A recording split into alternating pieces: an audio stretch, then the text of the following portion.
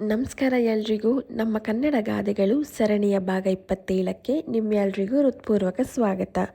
ಕನ್ನಡ ಗಾದೆಗಳು ನಮ್ಮ ಹಿರಿಯರ ಅನುಭವ, ಜೀವನ ಜ್ಞಾನ ಮತ್ತು ಸಂಸ್ಕೃತಿಯ ಅಮೂಲ್ಯ ನಿಧಿಯಾಗಿದೆ. ಪ್ರತಿಯೊಂದು ಗಾದೆಯು ಜೀವನಕ್ಕೆ ದಾರಿ ತೋರಿಸುವ ಒಂದು ಚಿಕ್ಕ ಪಾಠವನ್ನು ಒಳಗೊಂಡಿರುತ್ತದೆ.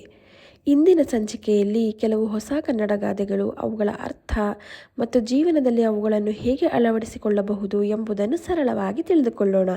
ಹಾಗಾದರೆ ಸಮಯ ವ್ಯರ್ಥ ಮಾಡದೆ ಇಂದಿನ ಕನ್ನಡ ಗಾದೆಗಳು ಭಾಗ 27 ಆರಂಭಿಸೋಣ. ಕೊನೆಯವರೆಗೂ ನಮ್ಮೊಂದಿಗೆ ಇರಿ. ಈ ವಿಡಿಯೋ ನಿಮಗೆ ಇಷ್ಟವಾದರೆ ವಿಡಿಯೋಗೆ ಒಂದು ಲೈಕ್ ಮಾಡಿ, ಸ್ನೇಹಿತರೊಂದಿಗೆ ಹಂಚಿಕೊಳ್ಳಿ ಈ ವಿಡಿಯೋನ, ಮತ್ತು ಇಂತಹ ಇನ್ನಷ್ಟು ಕನ್ನಡ ವಿಷಯಗಳಿಗಾಗಿ ನಮ್ಮ ಚಾನಲನ್ನು ಸಬ್ಸ್ಕ್ರೈಬ್ ಮಾಡಿ. ಬನ್ನಿ ವಿಡಿಯೋನ ಆರಂಭಿಸೋಣ. ಗಾದೆ ಮಾತು ಮೊದಲನೇದು, ಹಸಿದು ಉಂಡ ಊಟ ಚೆನ್ನ ಎಂಬ ಗಾದೆ ಮಾತು ಹಸಿವಿನ ಮಹತ್ವ ಮತ್ತು ಅದರಿಂದ ಸಿಗುವ ತೃಪ್ತಿಯನ್ನು ವಿವರಿಸುತ್ತದೆ. ಒಬ್ಬ ಮನುಷ್ಯನಿಗೆ ತೀವ್ರವಾಗಿ ಹಸಿವಾದಾಗ ಸರಳವಾದ ಅಥವಾ ರುಚಿಯಿಲ್ಲದ ಆಹಾರವನ್ನು ನೀಡಿದರೂ ಅದು ಅವನಿಗೆ ಅಮೃತದಂತೆ ಅತ್ಯಂತ ರುಚಿಕರವಾಗಿ ಮತ್ತು ತೃಪ್ತಿದಾಯಕವಾಗಿ ಕಾಣಿಸುತ್ತದೆ. ಎಷ್ಟೇ ಬಗೆ ಬಗೆಯ ರಾಜಭೋಜನವನ್ನು ಉಣಬಡಿಸಿದರೂ ತಿನ್ನುವವನಿಗೆ ಹಸಿವಿಲ್ಲದಿದ್ದರೆ ಆ ಊಟದಲ್ಲಿ ಯಾವುದೇ ಆನಂದ ಸಿಗುವುದಿಲ್ಲ. ಈ ಗಾದೆಯನ್ನು ಕೇವಲ ಆಹಾರಕ್ಕೆ ಮಾತ್ರವಲ್ಲದೆ ಜೀವನದ ಇತರ ವಿಷಯಗಳಿಗೂ ಅನ್ವಯಿಸಬಹುದು. ಯಾವುದೇ ಒಂದು ವಸ್ತುವಿನ ಅಥವಾ ಅವಕಾಶದ ಬೆಲೆ ನಮಗೆ ಅದರ ಅಗತ್ಯ ಇದ್ದಾಗ ಮಾತ್ರ ಅದರ ಬೆಲೆ ತಿಳಿಯುತ್ತದೆ. ಕಷ್ಟಪಟ್ಟು ಹಂಬಲಿಸಿ ಪಡೆಯುವ ಯಶಸ್ಸು ಅಥವಾ ಫಲ ಎಂದಿಗೂ ಅತ್ಯಂತ ಸಿಹಿಯಾಗಿರುತ್ತದೆ. ಸಂಕ್ಷಿಪ್ತವಾಗಿ ಹೇಳೋದಾದರೆ, ಅಗತ್ಯವಿದ್ದಾಗ ಸಿಗುವ ಸೌಲಭ್ಯವೇ ಅತ್ಯುತ್ತಮವಾದದ್ದು ಎಂಬುದು ಈ ಗಾದೆಯ ಆಶಯವಾಗಿದೆ.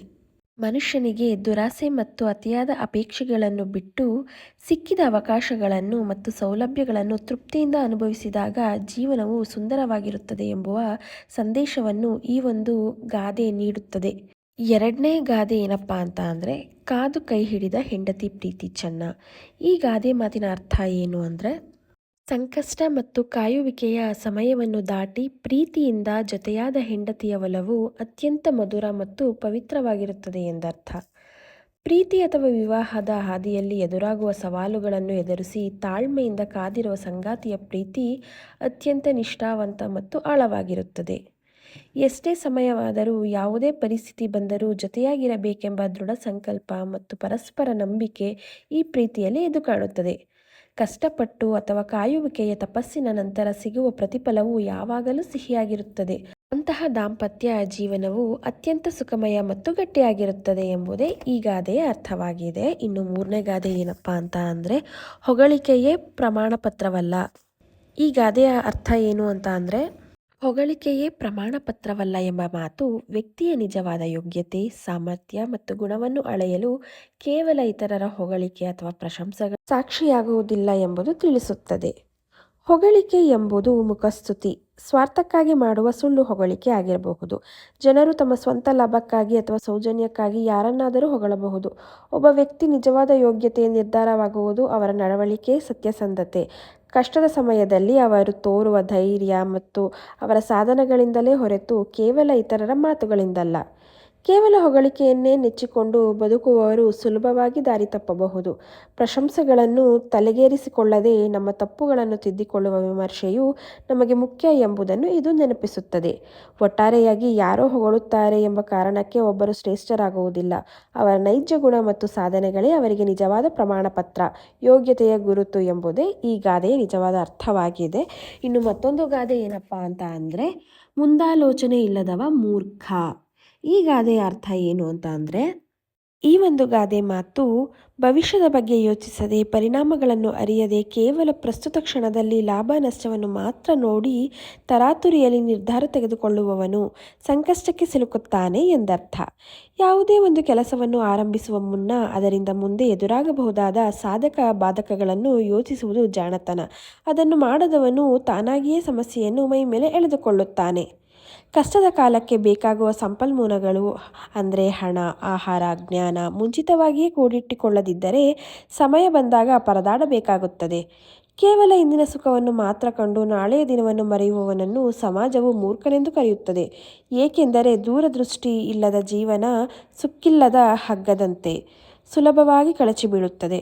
ಒಟ್ಟಾರೆಯಾಗಿ ಈ ಮಾತು ನಮಗೆ ಯಾವುದೇ ಹೆಜ್ಜೆ ಇಡುವ ಮುನ್ನ ದೂರದೃಷ್ಟಿ ಮತ್ತು ಯೋಜನಾಬದ್ಧತೆ ಹೊಂದಿರಬೇಕು ಎಂದು ಎಚ್ಚರಿಸುತ್ತದೆ. ಐದನೇ ಗಾದೆ ಏನಪ್ಪ ಅಂತ ಅಂದರೆ ಬಾಯಿ ಬಿಟ್ಟರೆ ಬಣ್ಣಗೇಡು. ಈ ಗಾದೆ ಮಾತಿನ ಅರ್ಥ ಏನು ಅಂತ ಅಂದರೆ, ಒಬ್ಬ ವ್ಯಕ್ತಿಯು ಅನಗತ್ಯವಾಗಿ ಮಾತನಾಡುವುದರಿಂದ ಅಥವಾ ಯೋಚಿಸದೆ ಮಾತನಾಡುವುದರಿಂದ ಸಮಾಜದಲ್ಲಿ ಅವನಿಗಿರುವ ಗೌರವ, ಮರ್ಯಾದೆ ಮತ್ತು ಮುಖಬೆಲೆ ಹಾಳಾಗುತ್ತದೆ. ಕೆಲವೊಮ್ಮೆ ಒಬ್ಬ ವ್ಯಕ್ತಿ ಸುಮ್ಮನೆ ಕುಳಿತಾಗ ತುಂಬ ಬುದ್ಧಿವಂತನಂತೆ ಕಾಣಬಹುದು. ಆದರೆ ಅವನು ಯೋಚಿಸದೆ ಅಪ್ರಬುದ್ಧವಾಗಿ ಮಾತನಾಡಲು ಶುರು ಮಾಡಿದಾಗ ಅವನ ಅಸಲಿ ಜ್ಞಾನ, ಗುಣಮಟ್ಟ ಏನೆಂಬುದು ಎಲ್ಲರಿಗೂ ರಟ್ಟಾಗಿ ಅವನ ಮೇಲಿದ್ದ ಗೌರವ ಕಡಿಮೆಯಾಗುತ್ತದೆ. ನಮ್ಮ ಮನಸ್ಸಿನಲ್ಲಿರುವ ಎಲ್ಲ ಆಲೋಚನೆಗಳನ್ನು ಅಥವಾ ಮನೆಯ ಗುಟ್ಟುಗಳನ್ನು ಎಲ್ಲರ ಮುಂದೆ ಬಾಯ್ಬಿಟ್ಟು ಹೇಳಿಕೊಂಡರೆ ನಾವು ನಗೆಪಾಟಲಿಗೀಡಾಗಬೇಕಾಗುತ್ತದೆ. ಎಲ್ಲಿ ಎಷ್ಟು ಮಾತನಾಡಬೇಕು ಎಂಬ ವಿವೇಚನೆ ಇರಬೇಕು. ಅತಿಯಾಗಿ ಮಾತನಾಡುವ ಪ್ರವೃತ್ತಿ ಅಥವಾ ಆತುರದ ಮಾತುಗಳು ಯಾವಾಗಲೂ ವಿವಾದ ಅಥವಾ ಅಪಮಾನ ತಂದಿಡುತ್ತವೆ. ಒಟ್ಟಾರೆಯಾಗಿ ಈ ಮಾತು ನಮಗೆ ಮಾತು ಬೆಳ್ಳಿ, ಮೌನ ಬಂಗಾರ ಎಂಬಂತೆ ಸಮಯೋಚಿತವಾಗಿ ಮತ್ತು ಯೋಚಿಸಿ ಮಾತನಾಡುವುದನ್ನು ಕಲಿಯಬೇಕು ಎಂಬುದನ್ನು ಎಚ್ಚರಿಸುತ್ತದೆ. ಇಂದಿನ ಕನ್ನಡ 5 ಗಾದೆಗಳು ಭಾಗ 27 ಇಲ್ಲಿಗೆ ಮುಗಿಯಿತು.